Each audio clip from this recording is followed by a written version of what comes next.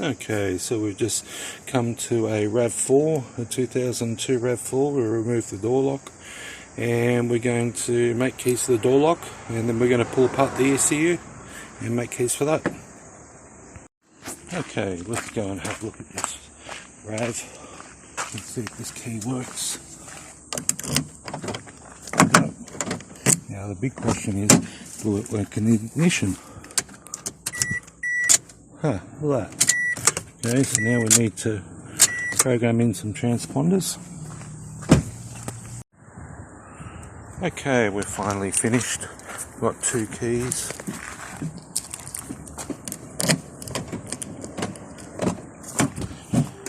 Try it in the ignition.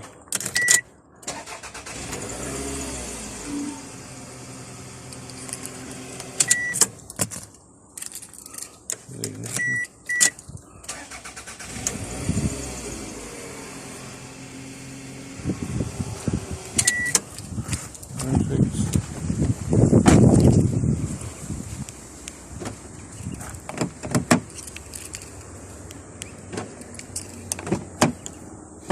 And that's done.